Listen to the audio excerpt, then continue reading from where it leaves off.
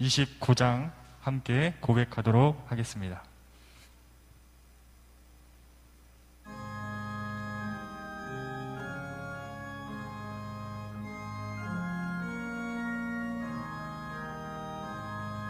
성도여 다 함께 할렐루야 아멘. 주 찬양하여라 할렐루야 아멘. 주 보좌 앞에서 택하신 은혜를 다 찬송하여라 할렐루야 아멘. 만문을 열어라 할렐루야 아멘. 온 하늘 울려라 할렐루야 아멘. 인도자시며 친구가 되신 주 그 사랑 끝없다 할렐루야 아멘. 주 찬양하여라 할렐루야 아멘. 찬양은 끝없다 할렐루야 아멘. 거룩한 집에서 주 은총 기리며 늘 찬송 부르자. 우리 처음부터 다시 한번 고백합니다. 성도여 다 함께. 성도여 다 함께 할렐루야 아멘. 주 찬양하여라 할렐루야 아멘. 주 보좌 앞에서 택하신 은혜를 다 찬송하여라 할렐루야 아멘. 만문을 열어라 할렐루야 아멘. 온 하늘 울려라 할렐루야 아멘. 도자 되시며 친구가 되신 주 그 사랑 끝없다 할렐루야 아멘. 주 찬양하여라 할렐루야 아멘. 찬양은 끝없다 할렐루야 아멘. 거룩한 집에서 주 은총 기리며 늘 찬송 부르자. 우리 3절 다시 한번 고백합니다. 주 찬양하여라 주 찬양하여라. 할렐루야 아멘. 찬양은 끝없다. 할렐루야 아멘. 거룩한 집에서 주은총 기리며 늘 찬송 부르자. 할렐루야 아멘. 자리에서 다 일어나셔서 임내송 찬양 부르심으로 주일 예배 드리겠습니다.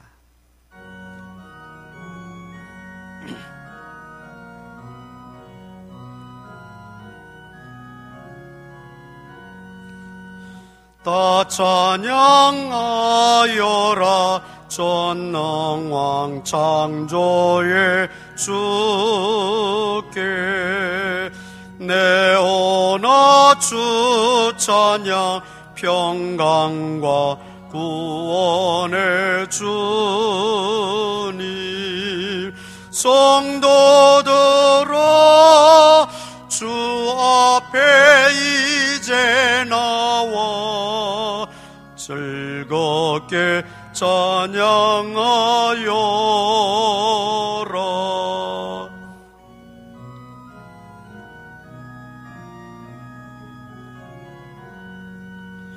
다 찬양하여라. 온 몸과 마음을 바쳐 이 세상 만물이 주 앞에 다 나와 찬양. 성도들아 기쁘게 소리 높여 영원히 찬양하여라. 아멘.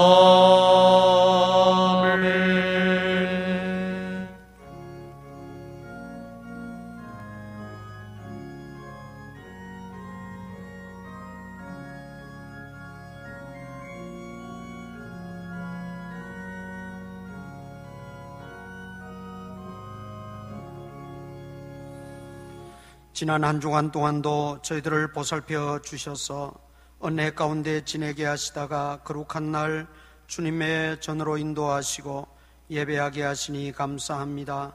이 시간 또 부득이하여 가정에서 예배드리며 함께하는 모든 성도들, 우리 온 믿음의 권속들을 주님께서 기억하시고 은혜 위에 은혜로 충만하게 채워 주옵소서.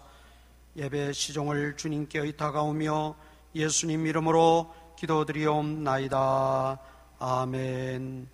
전능하사 천지를 만드신 하나님 아버지를 내가 믿사오며 그 외아들 우리 주 예수 그리스도를 믿사오니 이는 성령으로 잉태하사 동정녀 마리아에게 나시고 본디오 빌라도에게 고난을 받으사 십자가에 못 박혀 죽으시고 장사한 지 사흘 만에 죽은 자 가운데서 다시 살아나시며 하늘에 오르사 전능하신 하나님 우편에 앉아 계시다가 주리로서 산자와 죽은 자를 심판하러 오시리라. 성령을 믿사오며 거룩한 공회와 성도가 서로 교통하는 것과 죄를 사하여 주시는 것과 몸이 다시 사는 것과 영원히 사는 것을 믿사옵나이다. 아멘. 공동 고백문 낭독합니다. 나를 주님의 도구로 써 주소서. 미움이 있는 곳에 사랑을, 다툼이 있는 곳에 용서를, 분열이 있는 곳에 일치를, 의욕이 있는 곳에 신앙을, 그릇됨이 있는 곳에 진리를, 절망이 있는 곳에 희망을, 어둠의 빛을, 슬픔이 있는 곳에 기쁨을 가져오는 자 되게 하소서. 위로받기보다는 위로하고 이해받기보다는 이해하며 사랑받기보다는 사랑하게 하여 주소서. 우리가 줌으로써 받고 용서함으로써 용서받으며 자기를 버리고 죽음으로써 영생을 얻게 됨을 깨닫게 하소서. 아멘. 121장입니다.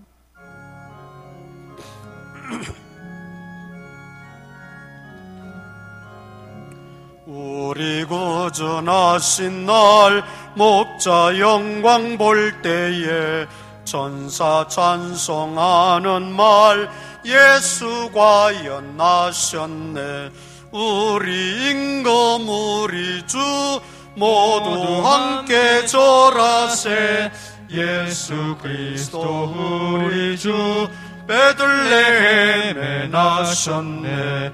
목자 듣고서 베들레헴 가보니 나신 아기 누군가 예수 과연 나셨네. 우리 임금 우리 주 모두 함께 절하세. 예수 그리스도 우리 주 베들레헴에 나셨네. 목자처럼 우리도 나아가서 엎디세. 오늘 다윗 성에서 예수 과연 나셨네. 우리 임금 우리 주 모두 함께 절하세. 예수 그리스도 우리 주 베들레헴에 나셨네. 기도합니다. 전능하신 하나님 아버지, 오늘 거룩한 주일 주님 전에 나와 예배하며 이 시간 또 말씀을 듣겠습니다. 우리의 귀를 열어주시고 또 우리의 깨달을 수 있는 마음 문을 열어주셔서 사람의 말로 받지 않고 하나님의 음성으로 듣고 그 말씀을 통하여 자신을 살피고 변화받고 새로운 은혜로 나아가는 귀한 축복의 시간 되게 하옵소서. 참여하지 못한 성도들 주 어느 곳에 있든지 눈의 동자같이 지키시고 동일한 은혜로 충만하게 채워주시옵소서. 예수님 이름으로 기도드리옵나이다. 아멘.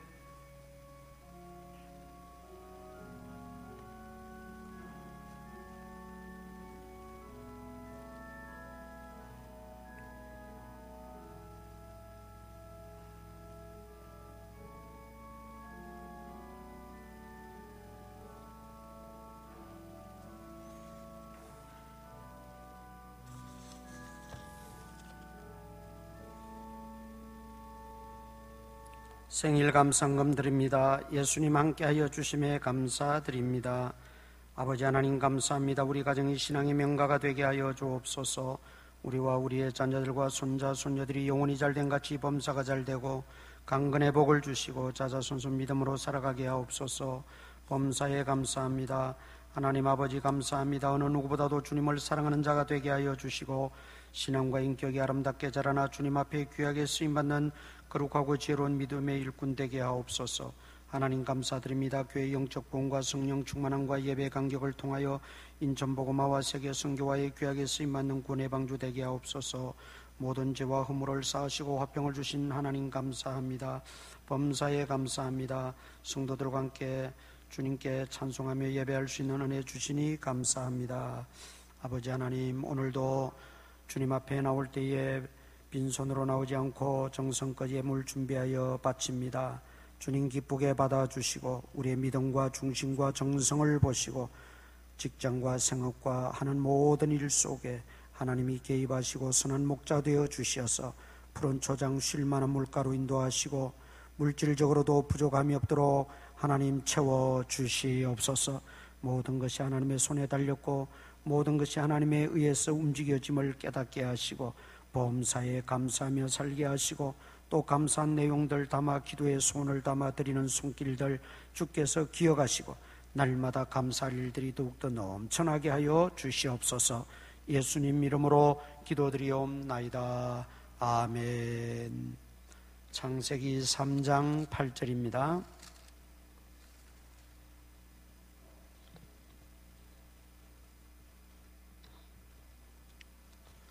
창세기 3장 8절에서 15절까지 창세기 3장 8절에서 15절까지 한 절씩 교독합니다. 그들이 그날 바람이 불 때 동산에 거니시는 여호와 하나님의 소리를 듣고 아담과 그의 아내가 여호와 하나님의 낯을 피하여 동산 나무 사이에 숨은지라.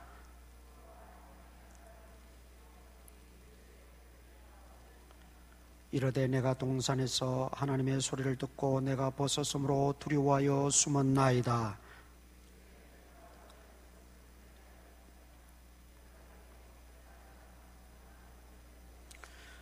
아담이 이르되 하나님이 주셔서 나와 함께 있게 하신 여자 그가 그 나무 열매를 내게 주므로 내가 먹었나이다.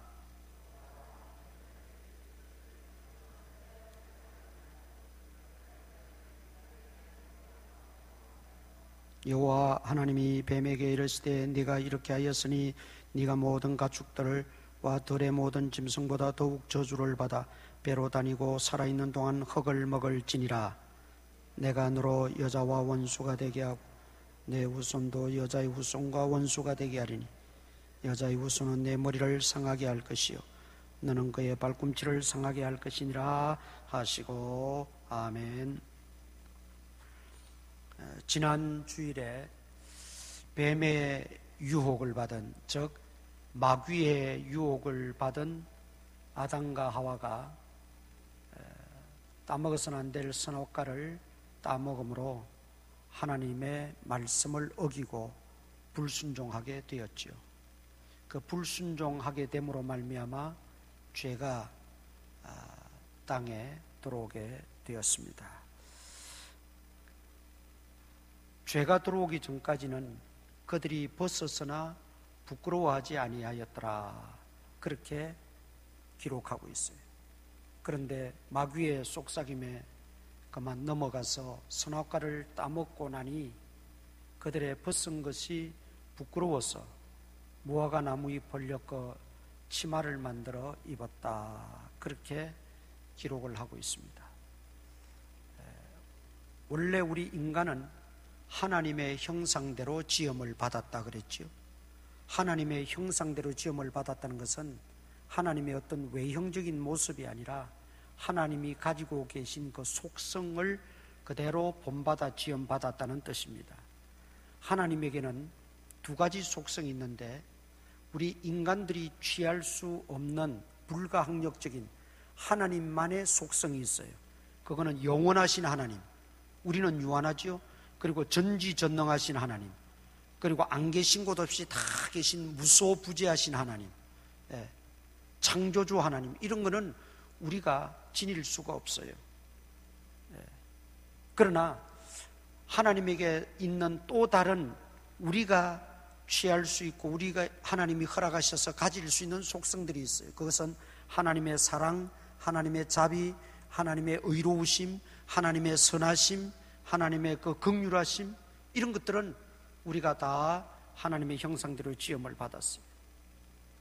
그래서 하나님은 우리를 선하게 지으셨기 때문에 그 선을 추구하고 악을 버리고 선하게 의롭게 살아가게 하기 위해서 우리 생각과 마음에 양심을 주셨습니다. 그 양심은 내가 상식에 벗어나는 말을 한다든지 행동을 하면 부끄러움을 느끼게 됩니다. 내가 선한 것을 버리고 악한 행동을 했을 때 수치심을 느끼게 됩니다. 이게 양심이 있기 때문에 하나님이 주신 거예요. 본래적인 것이에요.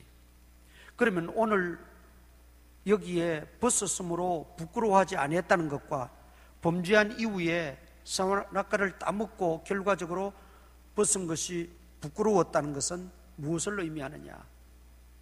그 양심이 마비됐다가 양심이 발동했다는 그런 차원보다도 이 부끄러워했다라는 이 의미 속에는 결국 죄가 이 땅에 들어오게 되었다 하는 뜻입니다.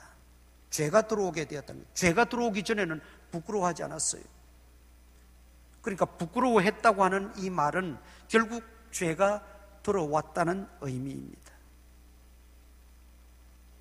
그래서 이 부끄럽고 수치스러운 면은 하나님이 우리에게 양심이라는 것을 주셔서 본래적인 것이기도 하지만 또 한편으로는 오늘 이 본문에서 말하는 이 수치, 부끄러움은 죄에 대한 부끄러움과 수치입니다. 우리가 죄를 짓고 나면 고통도 따르고 양심의 가책도 있고 부끄러움이 있고 그 결과로 수치를 겪게 됩니다. 예수님께서 십자가에 못 박혀 돌아가실 때에 그 수치와 조롱과 멸시를 다 참으셨다 그랬어요. 왜? 우리 죄인들의 죄짐을 대신 지시고 십자가에 돌아가시니까, 그 죄값을 치루시니까 그 죄값에 따른 수치와 그 멸시를 다 한 몸에 안은 채 십자가에 달리셨다 그랬어요. 이 부끄러움은 바로 죄로 말미암아 얻게 되는 하나의 고통입니다. 본능적인 부끄러움과 수치는 그는 너무나 양심적인 것입니다. 그러나 그 양심적인 것도 결국 수치를 모르고 계속 악을 저지르게 되면 나중에는 양심이 마비되고 그것이 어떻게 다가옵니까? 고통으로 다가옵니다. 그 고통마저도 느끼지 못하게 되면 그걸 우리는 화인 맞은 양심이라 그렇게 말합니다. 성경은 화인 맞았다. 화인이란 말은 불도장이라는 뜻입니다. 불화자, 도장인자. 옛날에 짐승들에게 머리박에다가 불도장을 찍습니다. 이것은 누구누구의 소유다, 또는 그 짐승들의 남발을 매기기 위해서 머리에 불도장을 찍어 놓으면 그 불도장 찍힌 곳에는 감각이 없어져 버립니다. 화인 맞은 양심이라고 하는 것은 감각이 사라져 버립니다. 죄에 대한 고통마저도 양심의 가책, 나아가 죄에 대한 고통마저도 사라져버린 상태, 그걸 화인 맞은 양심이라 그래요. 우리가 그렇게 되어서는 절대 안 되지요.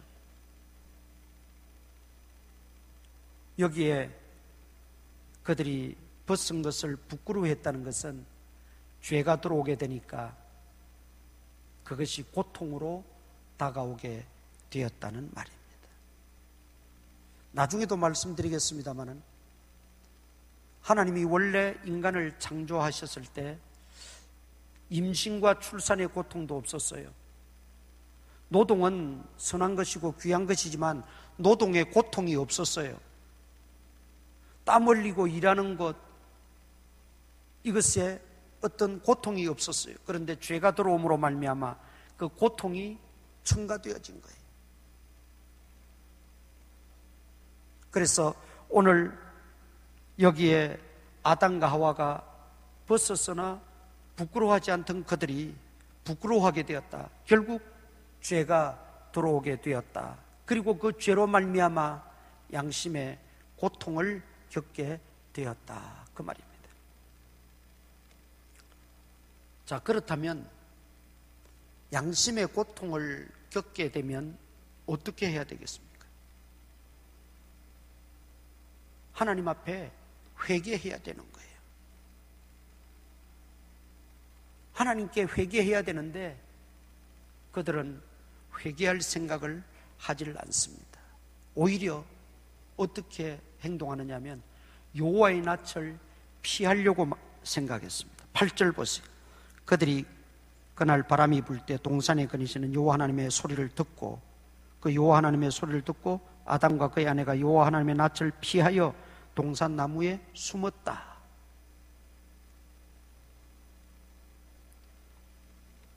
죄가 들어오고 하나님 말씀에 불순종함으로 그들에게 양심의 고통이 느껴지고 찾아왔다면 그때라도 아하, 하나님 말씀에 따먹으면 정령 죽으리라고, 따먹지 말라고 했는데 마귀에게 속아서 그만 따먹었구나. 하나님을 찾아가서 하나님 앞에 회개하고 자복하고 하나님 잘못했습니다, 용서해 주세요. 그래도 부족할 판국인데 오히려 하나님의 낯을 피하려고 했다. 그래서 동산나무 사이에 숨어버렸다. 여러분, 이게 얼마나 어리석은 행동입니까? 하나님을 피한다고 피할 수가 있나요? 요나 선지자가 니느웨로 가서 복음을 전하라는 하나님의 명령을 받았습니다. 그런데 그 니느웨는 이스라엘의 적대국이에요. 지금 자신들을 괴롭히는 나라예요. 가서 복음 전하기가 싫었어요. 그냥 그렇게 망해버렸으면 좋겠어요. 그래서 하나님 말씀을 어기고 니느웨로 가지 않고 다시스로 가는 배를 탔다. 그런데 그 중간에 성경이 뭐라고 기록하고 있는지 아십니까?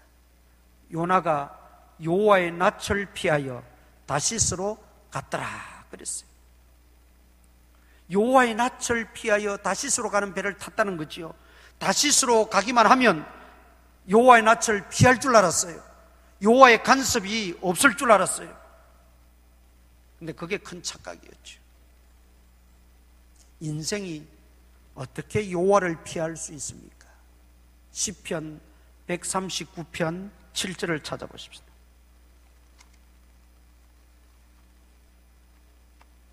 시편 139편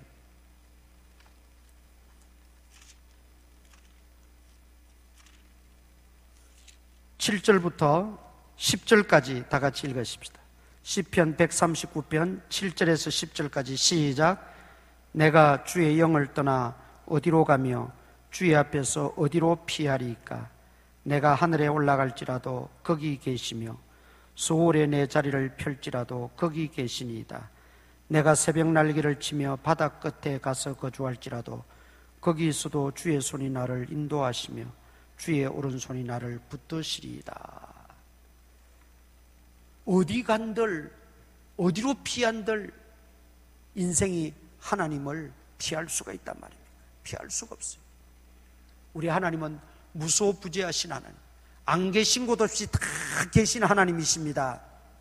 예배하는 이곳에도 임재하시고 우리 가정에도 임재하시고 우리 학교에도 임재하고 내가 일하는 일터에도 계시고 내가 걸어가는 그 길거리에도 계시고 안 계신 곳이 다 계신 하나님. 그런데 어떻게 하나님을 피하려고 해요? 이게 인간의 완악함이에요.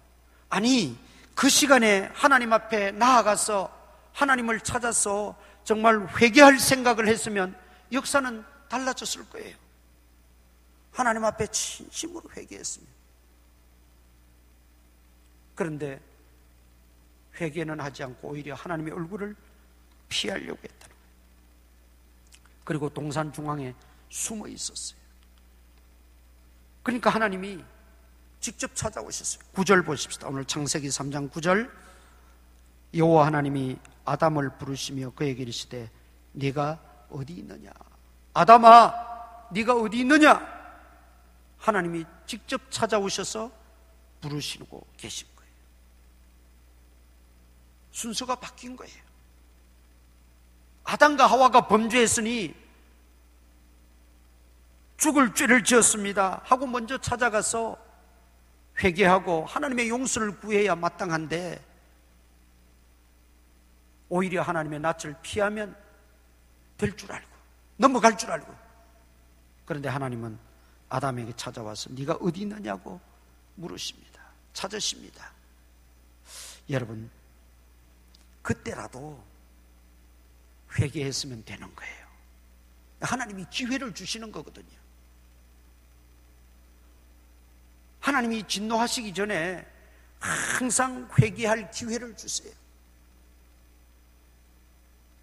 그때라도 진정으로 회개했더라면 또 문제는 달라질 수 있어요. 그런데 회개하지 않고 또 뭐라고 말합니까? 10절에 이르되 내가 동산에서 하나님의 소리를 듣고 내가 벗었으므로 두려워하여 숨었나이다. 하나님이 무서워서 죄짓고 나니까 하나님과 친히 교제하고 친밀하게 지내며 하나님은 에덴 동산에 거니시고 아담과 하와와 친밀하게 지내던 그 하나님과의 관계인데 이제는 두려워서 숨었다는 거예요. 죄를 짓고 나니까 두려움이 찾아오게 되는 거예요. 그러면 아하, 내가 전에 하나님과 가까이 지낼 때는 너무나 평안하고 너무나 기쁘고 너무나 즐거웠는데 왜 나에게 이런 공포와 두려움과 고통이 찾아올까? 죄 때문이구나. 내가 마귀의 유혹에 넘어가서 하나님 말씀에 불순종했기 때문이구나. 먹지 말라고 한 선악과를 먹었기 때문이구나. 하나님 앞에 나아가서 내 죄를 고하고 내 죄 사함을 받아야 되겠다. 그리고 하나님 앞에 나아갈 수 있는 기회였어요. 여러분, 아담아 네가 어디 있느냐? 하나님이 아담이 숨은 거 몰라서 부르시는 거 아니에요. 네가 진짜 어디 숨었느냐? 숨바꼭질 하듯이 하나님이 그거 하려고 부르시는 게 아니라 말이죠. 하나님이 아담아 네가 어디 있느냐?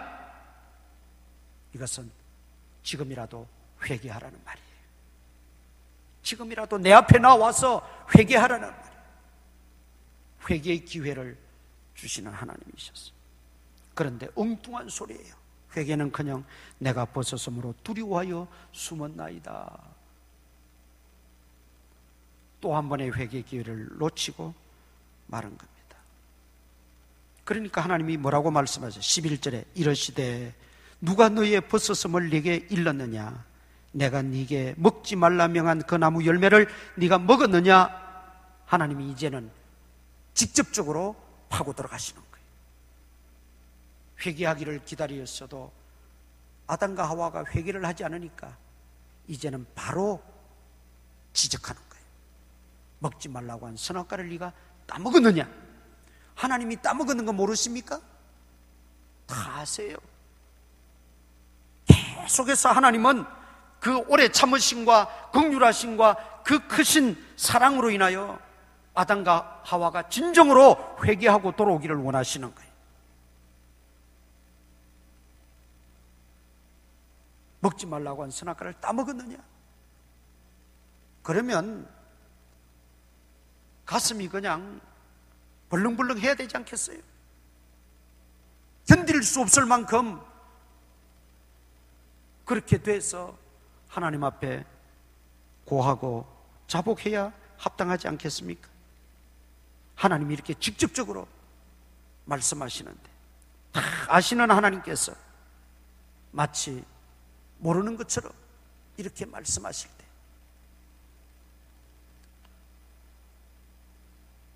그게 사실은 하나님 주신 마지막 기회였어요. 참고 참으시고 기다리고 기다리시던 하나님이 내가 먹지 말라고 한 그 선악과를 네가 따먹었느냐? 직접적으로 지적하시고 말씀하실 때 그때 마지막 회개할 기회였다는 거죠. 그런데도 그 기회마저 놓쳐버리고 아담이 뭐라고 말합니까? 12절에 아담이 이르되 하나님이 주셔서 나와 함께 하신 여자 그가 그 나무 열매를 내게 주므로 내가 먹었나이다. 하와에게 죄를 전가해버리는 거예요. 하와 핑계대는 거예요. 자기 아내 탓을 하는 거예요. 여기에 인생의 인류의 비극이 시작된 겁니다. 하나님께서 허락하신 그 마지막 회개의 기회마저도 놓쳐버리고 아내 탓을 하고 있어요. 맞아요. 상황은 자기가 직접 마귀에게 받아먹은 게 아니고 하와가 먼저 쏟고 먹고 자기 남편에게도 주니까 그도 먹은지라 말씀했잖아요. 상황은 맞지만 지금 그런 상황극 하고 있을 때가 아니에요. 아담은 인류의 대표로 지음을 받았고 그렇다면 그가 직접 먼저 따먹지 않았다 할지라도 자기가 먼저 회개했어야 되는 거예요. 죄를 전가하거나 아내 탓을 할 것이 아니라 내 죄인 줄 알고 내 잘못으로 깨닫고 하나님 앞에 회개했어야 된다는 것이죠. 그런데 엉뚱하게도 아내에게 잘못을 전가해버려요. 그러니까 하나님이 또 하와에게 묻습니다. 13절 여호와 하나님이 여자에게 이르시되 네가 어찌하여 이렇게 하였느냐? 여자가 이르되 뱀이 나를 꾀므로 내가 먹었나이다. 또 뱀에게 뱀 탓하고 뱀에게 전가해버립니다. 사람이 하나님의 뜻을 한번 거스리고 불순종하고 죄를 짓고 나면 이렇게 완악해져 버려요. 강팍해져 버려요. 지금 이게 하나님 앞에서 할 소리는 아니잖아요. 아담도 하와도 하나님 앞에서 할 행동은 아니잖아요. 뭐 회개는 못했다 할지라도 남의 탓하고 죄를 남에게 전가하는, 이거는 있을 수 없는 일이죠. 이만큼 우리 인간이 타락하고 나니까 완악해지고 강팍해지는 거예요. 이걸 알아야 돼요.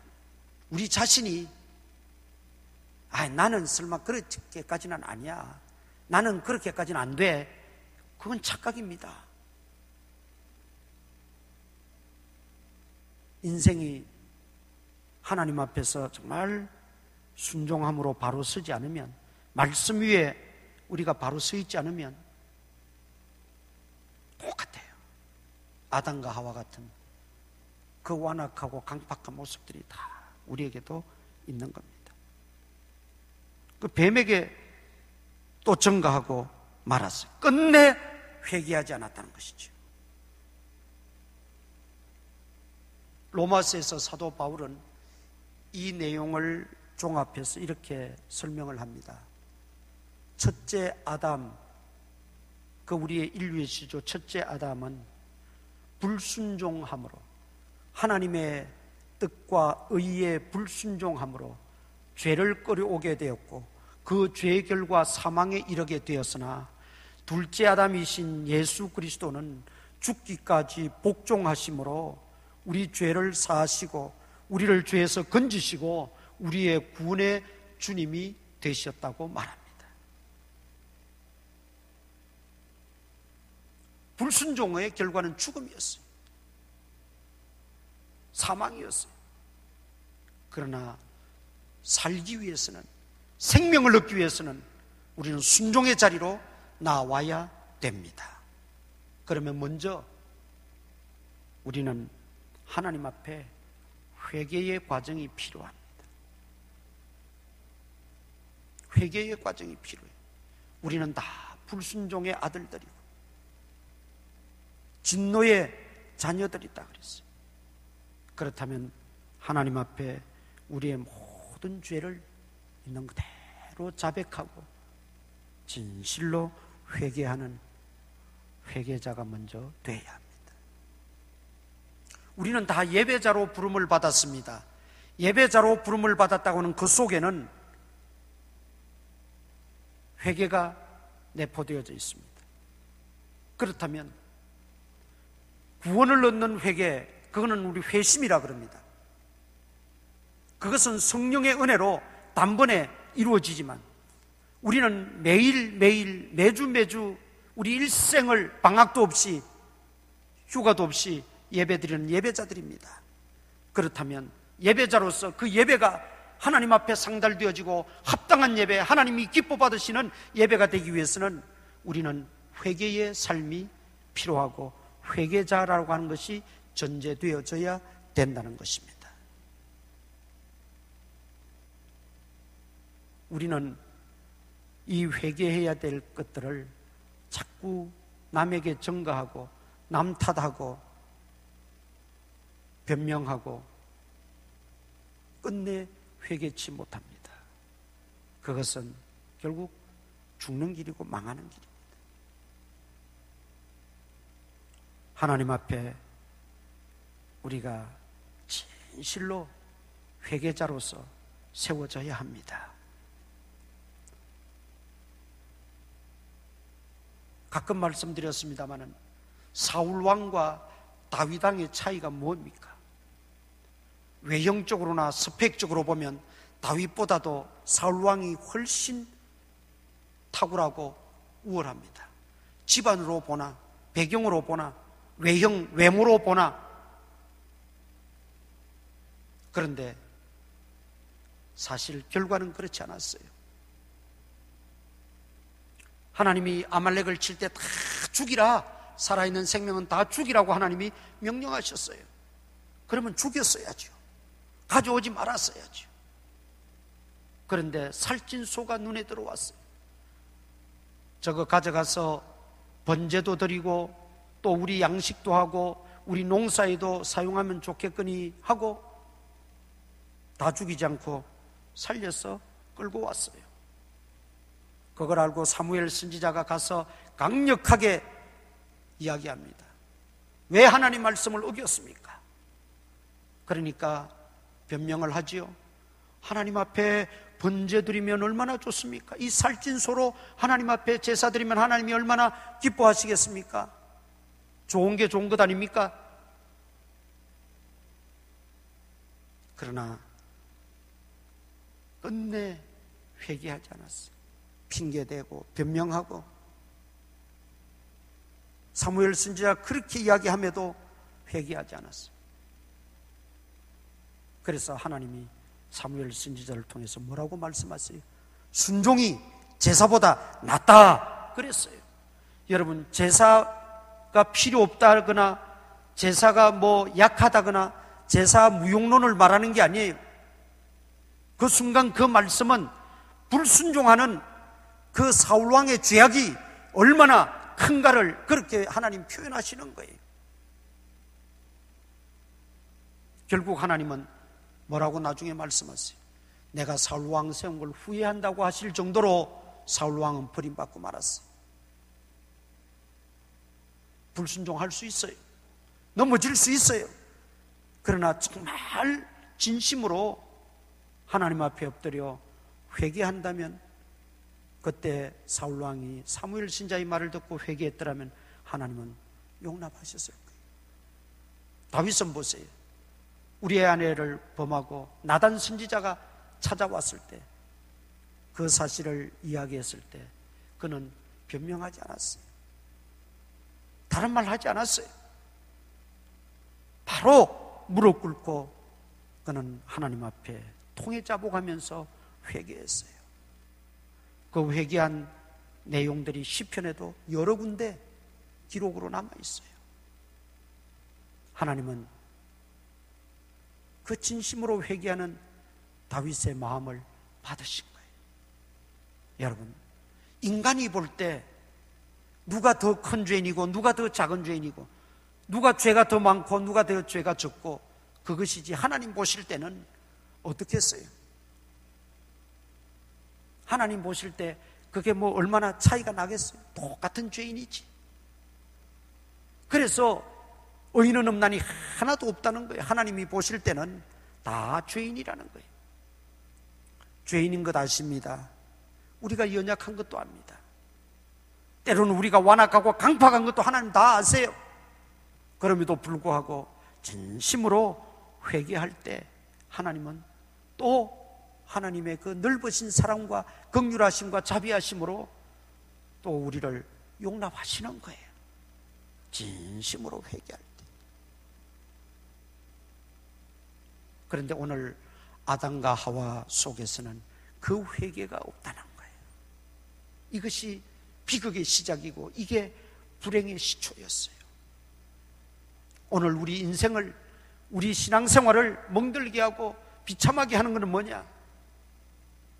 내가 의지가 약하고 내가 결심이 약하고 그래서 잘 넘어지고 쓰러지고, 그것보다도 어쩌면 하나님 앞에 온 마음을 다해서 진심으로 회개하는 그 회개의 마음이 우리에게 없기 때문입니다. 불순종이라고 하는 죄도 어마어마하게 큰 죄임에 틀림이 없습니다. 그러나 더 무섭고 결과론적인 것은 회개가 없었다는 거예요. 회개가.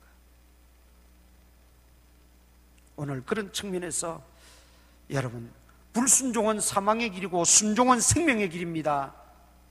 회개치 않는 것은 멸망의 길이고 회개하면 영생을 얻게 됩니다. 우리가 정말 진심으로 회개하는 회개자의 신분을 우리가 가지고 하나님 앞에 바로 서야 될 줄 압니다. 결국 끝까지 회개하지 않게 될 때 14절에 보니까 먼저 뱀이 사탄의 도구가 되어 유혹했기 때문에 뱀이 먼저 저주를 받습니다. 너는 평생에 배로 다니고 기어다닌다는 거죠. 살아있는 동안 흙을 먹을지니라. 이것은 결국은 뱀도 죽게 된다는 거예요. 나중에 사람도 아담에게 하나님이 저주하신 거 보면 흙으로 돌아갈지니라 죽는다는 거죠.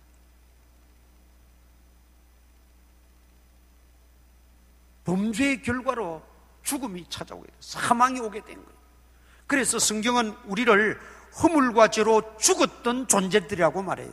에베소서 2장 5절과 8절에 허물과 죄로 죽었던 존재, 죽을 수밖에 없는이 아니고 죽을까 말까도 아니고 허물과 죄로 죽었던 우리들이라고 못 박아 말씀하고 있어요.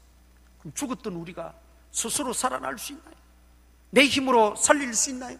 누구의 힘에 의지해서 내가 살아나나요? 불가능합니다.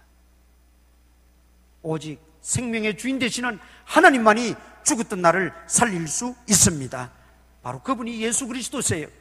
예수 그리스도가 십자가에 돌아가시고 죽기까지 복종하심으로 우리는 다시 살아난 것입니다.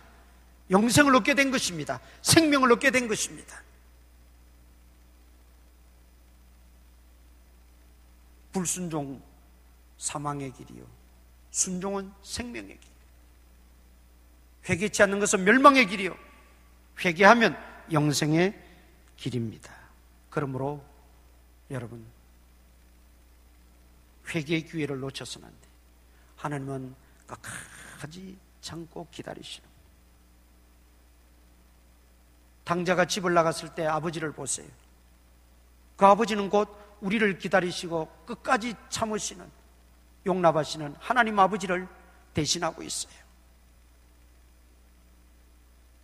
회개하고 돌아오기만 하면 자신은 아들의 신분을 잃어버렸다고 말하고 아들의 자격을 상실했다고 말하지만 하나님은 여전히 아들로 품어주시고 맞아주시고 영접하셨습니다. 기다리시는 하나님 앞에 우리가 회개할 것은 다 회개해야 돼요.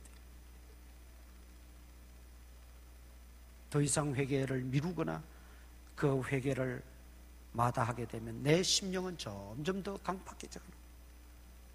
더 완악해져 가는 거예요. 고통만 더하여지는 거예요. 두려움만 더 쌓이게 되는 거예요.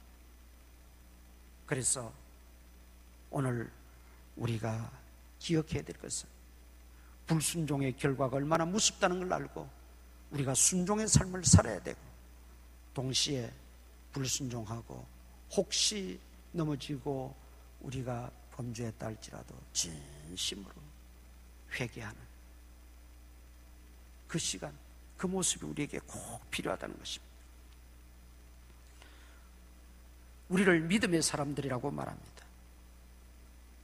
믿음으로 부름받았다고 말합니다. 그렇다면 이 믿음은 구체적으로 무엇일까요? 순종입니다. 믿음으로 부름받았다는 것은 순종회로 부름받았다는 말과 동일한 것입니다. 기차의 두 레일을 통해서 기차가 달립니다. 믿음과 순종이라는 이 레일을 통해서 기차가 달립니다. 우리 신앙생활은 이 믿음과 순종이라는 이 두 레일을 통해서 기차가 달리듯 우리의 신앙생활은 나아가는 것입니다. 그런데 여러분, 그 둘이 아니고 사실은 하나입니다. 믿음과 순종은 사실 하나예요. 내가 믿음으로 부름받았다고 하면 순종으로 부름받은 것이니 순종하는 것이 마땅하다는 거죠. 그런데 우리는 믿음과 순종을 분리시킵니다. 다른 개념으로 이해를 합니다. 그래서 이렇게 핑계를 댑니다. 내가 순종하지 못하는 것은 내 의지가 아직 약하기 때문이라고 말합니다.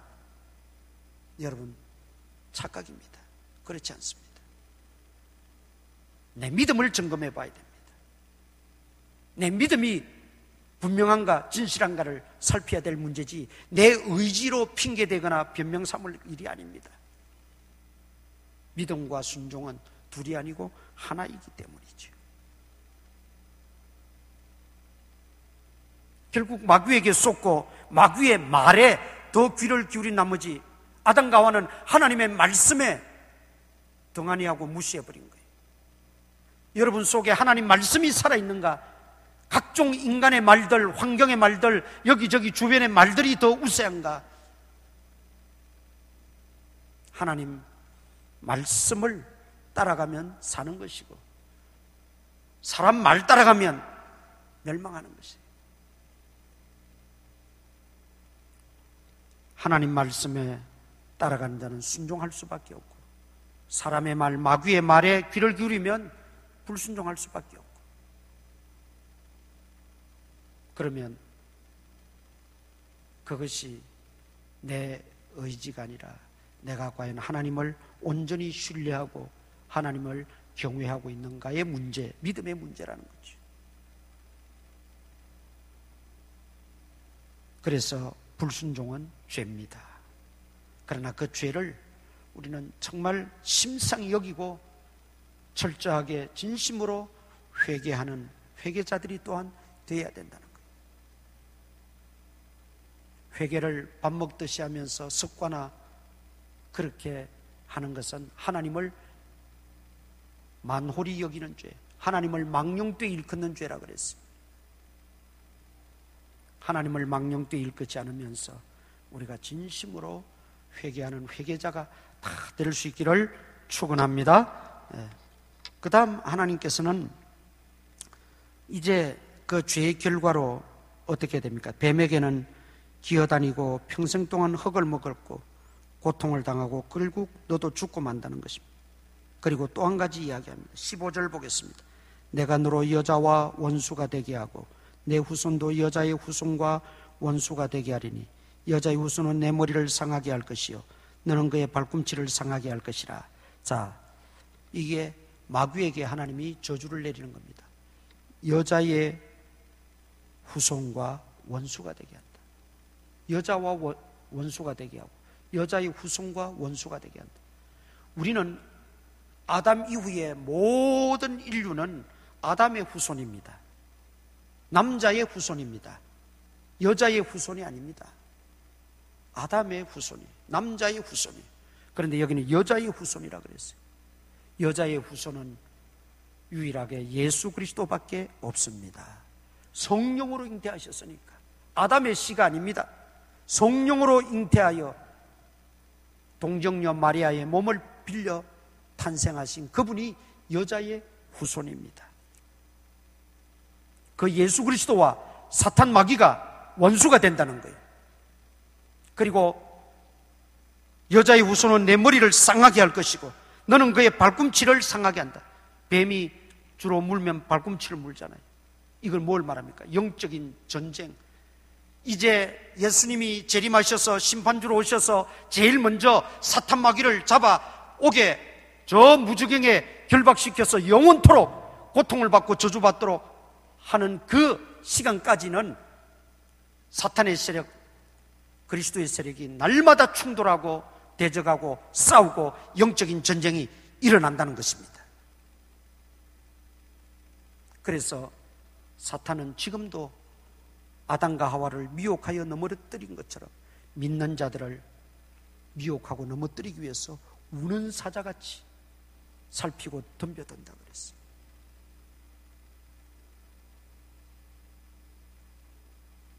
사탄이 박멸되어지는 그날까지 우리는 사탄의 계략에서 벗어날 수가 없어요.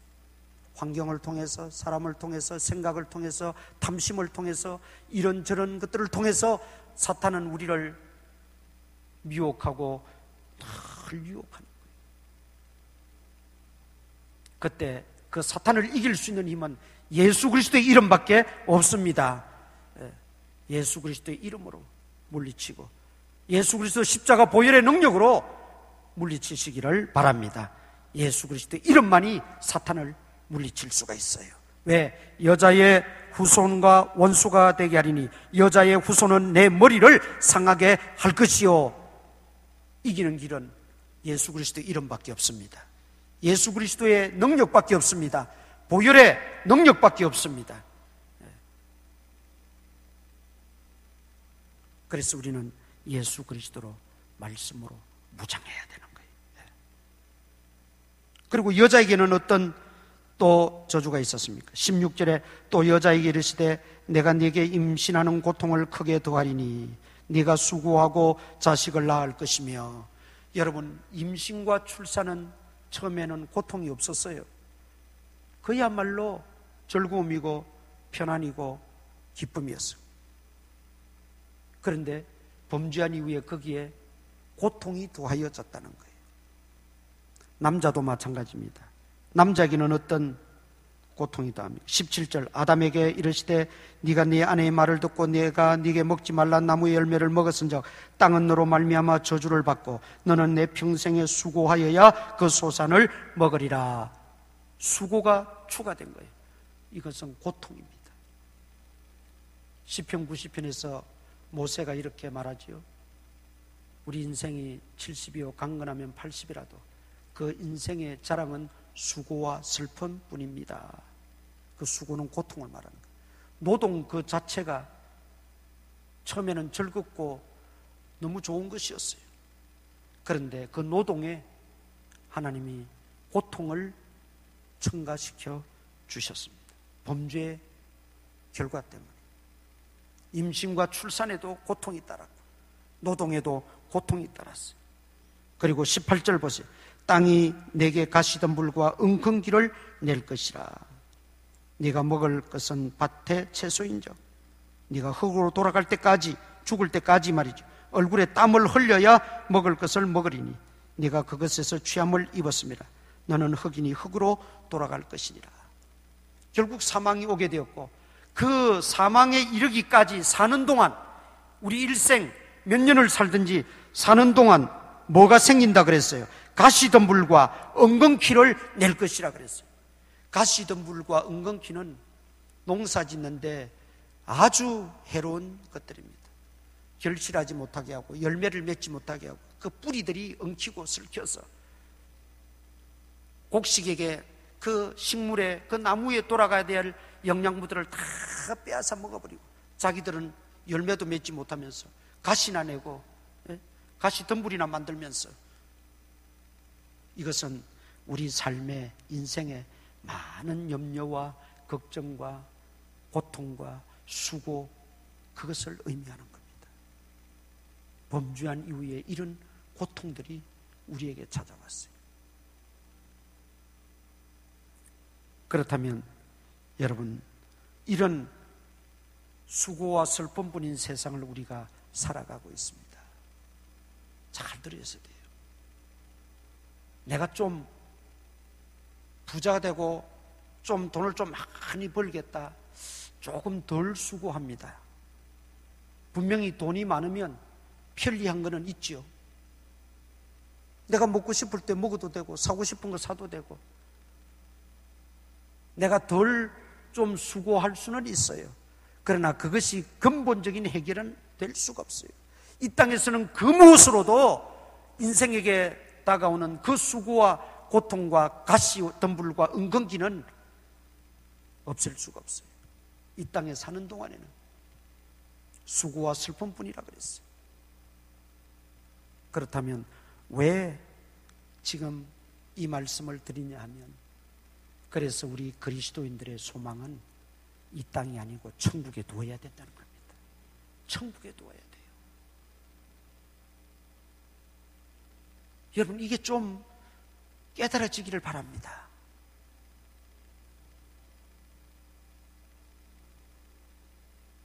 돈 벌지 말라는 게 아니에요. 편안하게 살지 말라는 말이 아니에요. 그것이 진정으로 우리의 심령을, 우리의 영을 즐겁게 하고 평안하게 해줄 수 있는 것은 아니라는 거예요. 잠시 잠깐은 그럴 수 있어요. 오히려 어떤 경우는 그것이 더 해롭게 될 수도 있고 더 나를 짓누를 수도 있어요. 그래서 우리는 천국을 바라보고 사모하고 천국 백성으로서 이 땅에서 살아가면서 그런 데서부터 자유함을 얻어야 된다는 말입니다. 이 귀한 진리를 오늘 붙잡지 못하면 이 말씀이 의미가 없어요.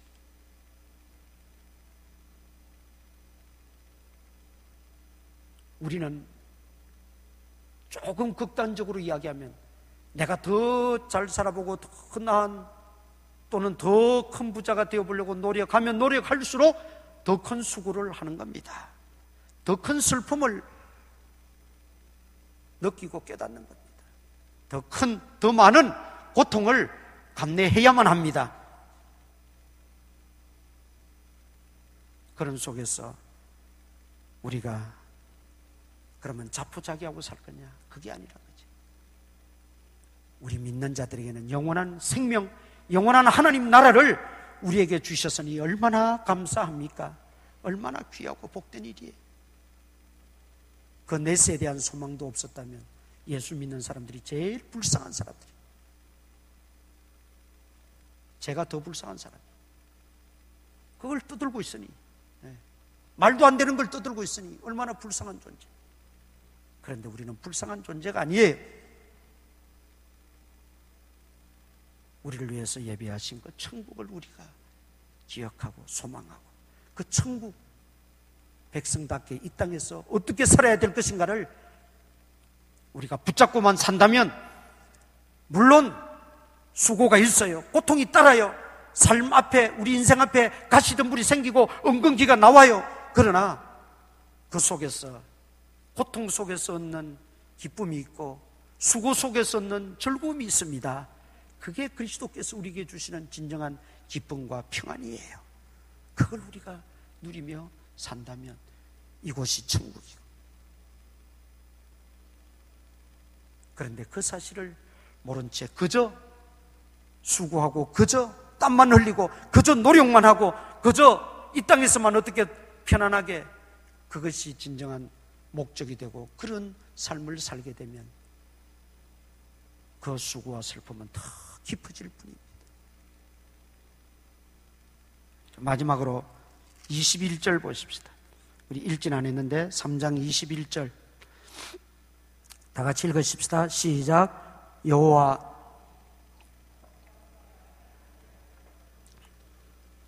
자, 에덴 동산에서 내어 보내시면서 이제 마지막 하나님이 아담 하와에게 주신 선물이 가죽옷을 지어 입혔어. 가죽옷을 지어 입히셨다. 가죽옷을 지어 입혔다는 것은 짐승이 죽었다는 말입니다. 이 말에는 신학적인 의미가 있고 영적인 의미가 담겨져 있어요. 아담과 하와가 범죄하여 이제 허물과 죄로 걸어드는 죽은 사람들이, 살아서 숨쉬고는 있으나 영적으로는 죽은 인간들이, 그 죽은 인간들을 그대로 지옥으로 버리지 아니하시고 그들을 다시 살리시기로 작정하시고 가죽옷을 지어 입히셨다. 이것은 바로 앞으로 오실 메시아, 인류의 구세주로 오시는 어린 양 되시는 예수 그리스도를 상징하는 것입니다. 우리 예수 그리스도는 어린 양이라고 표현했어요. 그분이 단번에 죽으심으로 우리 죄를 사하시고 우리를 죄에서 건져주시고 허물과 죄로 죽었던 우리를 다시 살려주셨습니다. 여기에 하나님의 은혜가 있는 거예요. 앞부분까지만 보면 하나님은 정죄하는 분 같고 하나님은 진노하시는 것, 하나님은 그저 저주하시는 것으로만 남을 수 있지만 하나님의 본심은 그게 아니었어요. 그들을 다시 살리는 거예요. 그 사는 길은 스스로 자기 죄를 없이 할 수가 없기 때문에, 스스로 자기 죄 문제를 해결할 수 없기 때문에 죄 없으신 예수 그리스도를 이 땅에 보내셔서 그 예수 그리스도를 통해서 죄 사함을 받고 그 예수 그리스도께서 십자가에 대신 돌아가심으로 우리가 구원받게 되는 그 놀라운 그 은혜의 과정을 한마디로 가죽옷을 지어 입히시니라. 이렇게 표현하고 있다는 것입니다. 은혜로우신 하나님이세요. 우리가 믿는 하나님은 무슨 벌만 주는 그런 하나님이 아니세요. 죄에 대해서 지적만 하고 형벌만, 저주만 내리시는 하나님이 결코 아니세요. 그 죄에 대한 책임도 물으시지만, 그러나 그 너머에 더 크신 하나님의 사랑으로 우리를 돌보신다는 것, 여러분 결코 잊지 마시기를 바랍니다. 이 은혜로우신 하나님, 이 긍휼에 풍성하신 하나님이 저와 여러분이 믿는 하나님이십니다. 그 하나님을 우리는 또 의지하고 약하지만, 넘어지기 잘하지만 그 하나님을 신뢰함으로 또 하나님 붙드는 거예요. 그 하나님 의지하는 거예요. 그 하나님 경외하는 거예요. 그 하나님만 섬기는 거예요. 그래서 오늘 이 말씀을 통해서 여러분 기도의 제목을 삼고 내 삶을 다시 한번 돌아보고 우리 신앙의 여정을 새롭게 하는 귀한 은혜의 시간 되시기를 주님의 이름으로 축원합니다. 기도하겠습니다. 우리 한번 묵상으로 기도하십시다. 오늘 주신 말씀을 붙들고 먼저 회개할 것 회개하시기 바랍니다. 그리고 하나님의 말씀에 귀를 기울이고 하나님의 그 위대하심과 하나님의 그 은혜로우심을 다시 한번 우리가 깨닫고 그 은혜의 보좌 앞에 나아가시기를 바랍니다. 아버지 하나님, 아버지, 천국을 소망하며 오늘도 말씀을 듣습니다.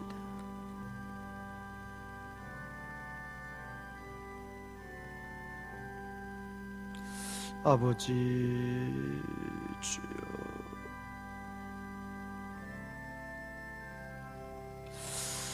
아버지 주여,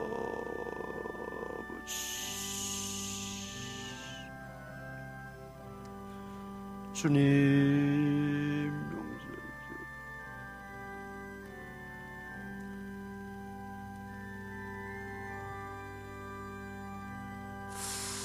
아버지,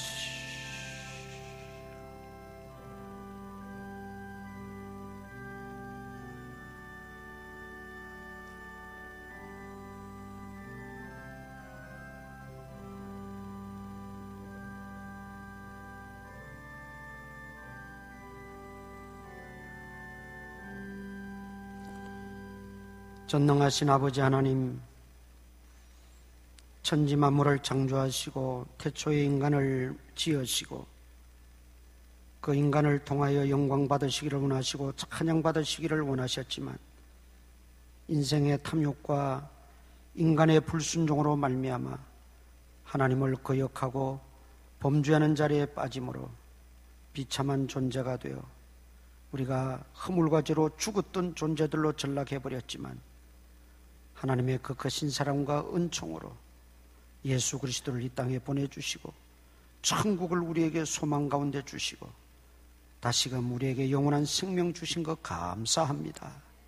이 은혜를 한순간도 잊지 않고 감사 보답하며 살아가는 저희들 되어지게 하여 주옵소서.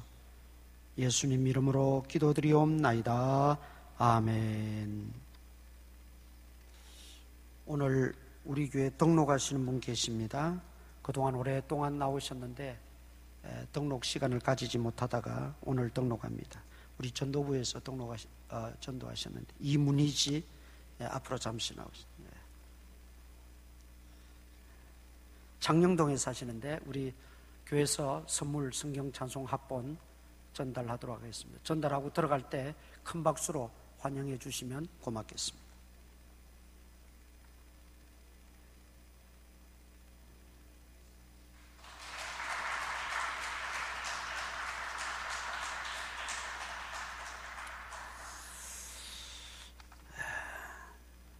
우리 이 시간에는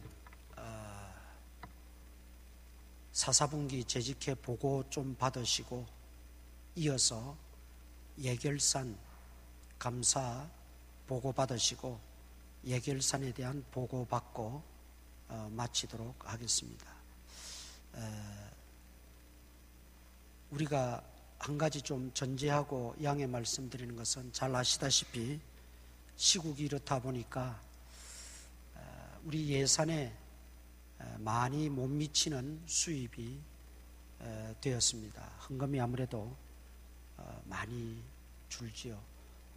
그러나 또 우리가 해야 될 일들을 많이 못할 수밖에 없는 상황이다 보니까 그 잔액이 좀 있습니다. 남았습니다. 그 남은 거는 달리 남은 것이 아니고 원래 예산보다 수입은 적지만 써야 될 것을 쓰지 못하다 보니까 어쩔 수 없는 상황에서 남은 것입니다.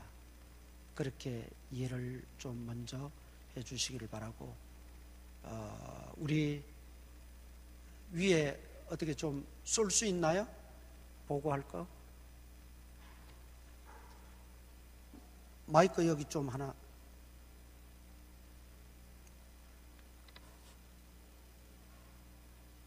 무선 마이크 하나 좀.